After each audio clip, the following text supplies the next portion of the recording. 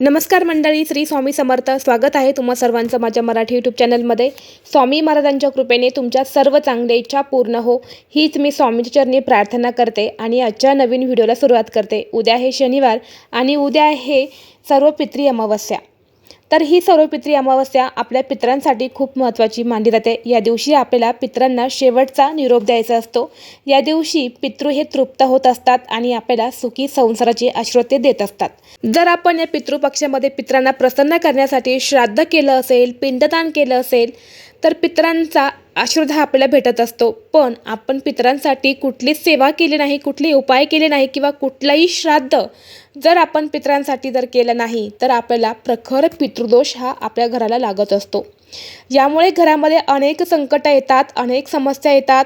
म्हणून जर तुम्ही या पितृपक्षामध्ये कुठलीही सेवा केली नसेल, श्राद्ध केलं नसेल, पिंडदान केलं नसेल, तर तुम्ही आवर्जून उद्याच्या दिवशी आपल्या पितरांना प्रसन्न करण्यासाठी काही उपाय हे नक्की करा.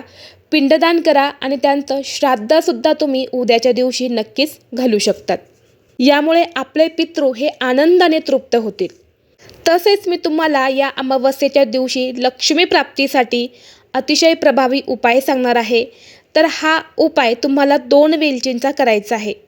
2 वेलची आपल्याला अशा ठिकाणी अर्पण करायची आहे. यामुळे आपल्या घरामध्ये, आपल्या आयुष्यामध्ये अखंड लक्ष्मी प्राप्ती होईल आणि फक्त 1 दिवसात आपली मनातील प्रत्येक इच्छा ही देखील पूर्ण होईल. प्रत्येकाच्या मनात काही ना काही इच्छा असतात आणि या इच्छा पूर्ण करण्यासाठीच आपण प्रयत्न, कष्ट करत असतो. पण कधीकधी आपण कष्ट, मेहनत करून आपलं नशीब आपल्याला साथ देत नाही. यामुळे आपली कुठलीही इच्छा ही पूर्ण होत नाही. तर आपल्या नशिबाने आपल्याला साथ द्यावी म्हणून हा उपाय आपल्याला करायचा आहे.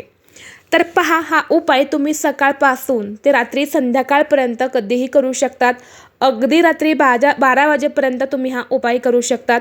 हा उपाय करण्यासाठी तुम्हाला 2 वेलची घ्यायच्या आहेत. अखंड वेलची तुम्हाला घ्यायच्या आहेत. तुटलेल्या फुटलेल्या वेलची या तुम्हाला घ्यायच्या नाही. यानंतर तुम्हाला एक तांब्याचा कलश घ्यायचा आहे. तो कलश तुम्हाला तुमच्या स्वयंपाकघरामधून भरून घ्यायचा आहे. यानंतर त्या कलशामध्ये तुम्हाला चिमूटभर काळे तीळ टाकायचे आहेत. तसेच तुम्हाला 1 चमचाभर मध घ्यायचं आहे, ज्याला आपण हनी म्हणतो, मध देखील म्हणतो. 1 चमचाभर मध तुम्हाला एका वाटीमध्ये घ्यायचं आहे.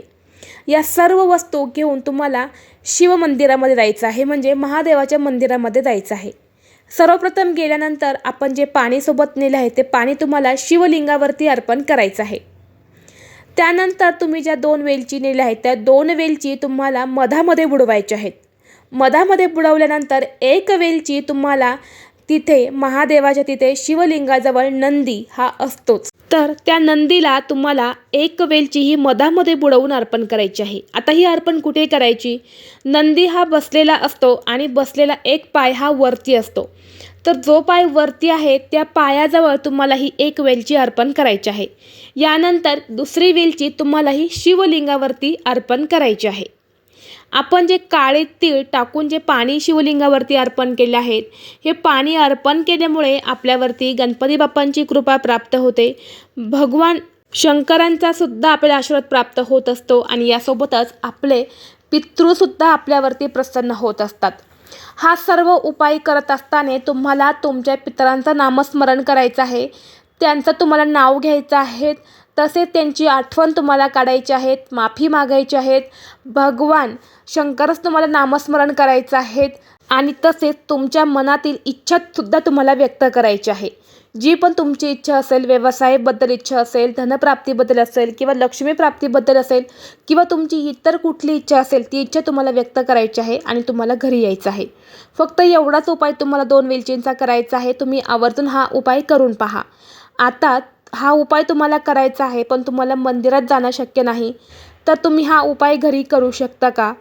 तर तुम्ही हा उपाय घरात देखील करू शकतात. पण आपण मंदिरामध्ये जेव्हा उपाय करतो तिथे सर्वात जास्त सकारात्मक ऊर्जा असते. यामुळे आपण काही उपाय जर केले तर त्या उपाय आपल्यावरती लवकर प्रभाव करतात. आता हा उपाय तुम्हाला घरामध्ये करायचा असेल, तुमच्या घरामध्ये शिवलिंग असेल तर शिवलिंगावरती तुम्हाला जे काळे तीळ घालून तुम्हाला मी ते पाणी सांगितलं, ते पाणी तुम्हाला शिवलिंगावरती अर्पण करायचं आहे. मधामध्ये 2 वेलची बुडवायची आहे आणि या दोन्हीही वेलची तुम्हाला शिवलिंगावरती अर्पण करायच्या आहेत.